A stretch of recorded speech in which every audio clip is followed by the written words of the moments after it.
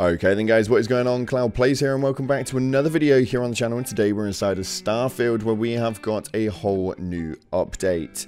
This update right here is for 1.7.36 and it released just yesterday. We're going to tell you guys the small amount that is in there, and then we're going to speculate what it is that's going on inside of these updates and why they're becoming so small. On top of that though, we're also going to be talking about New Game Plus and some active movement inside of there, and some interesting information on the Enduring Fan.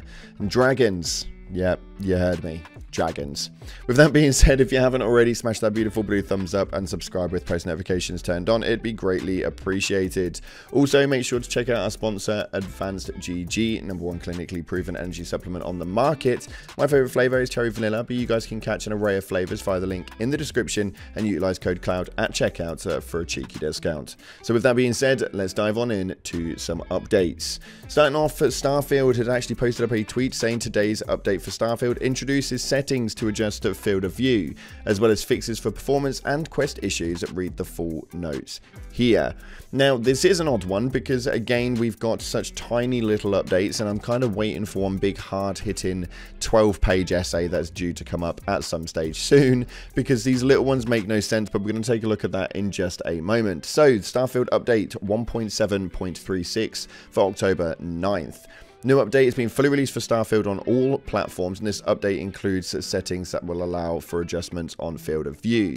When we start looking at the overall movement for it, the sliders are now available in the settings that allow players using first person or third person to adjust their field of view. So we've got individual sliders now, which seem to look really damn cool. Have a play around with those. I find that about 100, 110 is a hefty movement, and it makes such a massive difference without making it look like you're in a goldfish bowl. On top of that though, with performance and stability, for PC only, they've improved the stability for Intel Arc GPUs and various additional stability and performance improvements. Now, I always hate this mode right here, the various additional stability and performance improvements. I feel like every development team puts this up but doesn't tell us at all what it is that they've actually developed as far as the stability and performance. This annoys me greatly because I tend to find that we get these new updates and then things start to go wrong, so we don't actually know what they've adjusted right. All we can see is that they've made an update and now we've got a load more issues. It's just something that really niggles me every single time we see it, but they've got some more stability and performance improvements. I just can't tell you what the hell it is. And on top of that, they have a quest change for Echo of the Past, where they've addressed a issue where tunneling creatures could pick a location that would prevent progression. Nice and easy little update right there that's given us some more field of view options. That's a little bit odd, and people aren't alien to it. We've got a lot of people putting comments into the Reddit post for this stating, please add the ability to choose ladder and door locations in the ship builder. And yes, we all know about seeing the inside of the ship before buying as well. But there are absolutely hundreds upon hundreds and hundreds of comments on these Reddit posts with over 3.6 thousand upvotes for the update notes. People just screaming out for new things to change, new things to happen, and things to actually move forward, and everybody waiting for this big update because we're getting a little bit sick and tired of having these little patches here and there that kind of adjust the odd one or two things. There's more than enough time to go in and really hammer home, and hopefully we'll have something soon. But in other news, a Reddit post right here which managed to gain 797 upvotes around 5 hours ago, so we're expecting this one to gain a lot more, saying, something tells me that the number of people New Game Plusing are actually a minority, a vocal minority, but a minority all the same. So every day we get posts about folks who have done hundreds and hundreds of hours and are on New Game Plus, whatever. And while a lot of us are slowly enjoying this new universe and taking it all in as what it has to offer, the stories would have us believe that we have to New Game Plus quickly to catch up. Well, I started looking at my Xbox app. I see how many of what I considered to be a major plot points in the game have still only been completed by 10 to 15% of players, meaning that 85 to 90% of people are still far behind and still enjoying the game just like myself. Yes, I know the simple size it did just on Xbox, but it's an Xbox Game Pass release, so it has to be indicative of the wider audience. Like, as of this morning, I completed the Hammer Falls, and it says that 11 97.98% of games have unlocked this. Even looking back further, Deputized still only has around 20% unlocked. And he's not wrong. This post is actually 100% nailed on the head. I think that although people on Reddit will lead to believe that there is a need for New Game Plus and we're all behind as players and so on and so forth, there is actually no real need to plow through it. You're not missing out on absolutely anything. You'll still get to enjoy the content all the same. It's just when it comes to this sort of stuff, if you are New Game Plus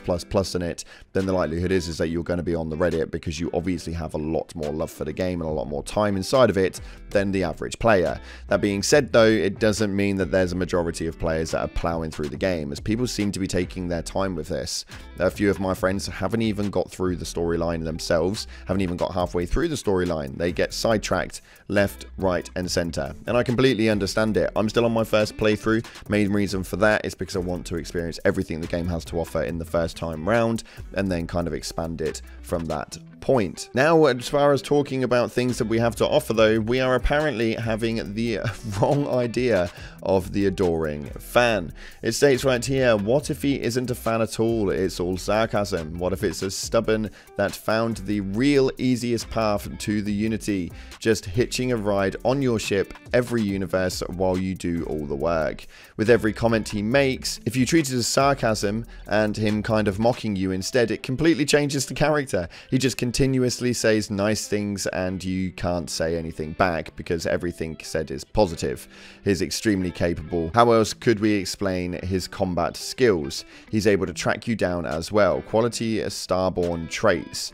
The biggest smoking gun to me is that he has a concealment skill for some reason with weightlifting and scavenging. I think he's really a sinister starborn that plays to your ego for the free Unity trip until you're smart enough to see through the facade and find his real intentions. To mock you to your face and get the free ride while you never figure it out. And I never really thought about that at all. I absolutely never thought about that. I actually went along with the adoring fan in my first run through, and it is so damn frustrating, but at the same time ego boosting beyond belief. That's just my personal opinion. I find it quite entertaining, but now I'm going to be able to look at it and not really take him seriously and think that he's just being sarcastic.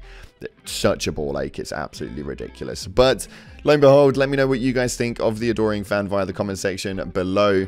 And while we're talking about things that are really odd, somebody discovered fire-breathing dragons exist in the game, and they created a dragon sanctuary. Now, they state fire-breathing dragon, but I feel like this is a little bit of a downplay on a fire-breathing dragon. Although the sanctuary itself looks absolutely incredible, these are definitely not dragons.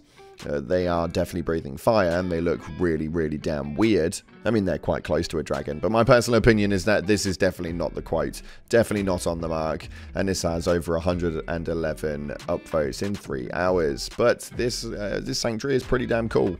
It's really damn cool. I really need to start moving into this area of the content. I feel like I'm missing out on a hell of a lot because the whole building of sanctuaries and stuff like that, it seems to be absolutely incredible, and I feel like that's my next move into the content. Let me know what you guys are thinking down in the comment section with this area of content and what it is that you've bloody built. I think there's some really cool stuff unseen yet. Now, that's all we got time for today. If you haven't already, smash that beautiful blue thumbs up and subscribe with post notifications turned on. Thank you so much again for watching, guys. I appreciate all your faces, but as always, up until the next time, I'll see you in the clouds.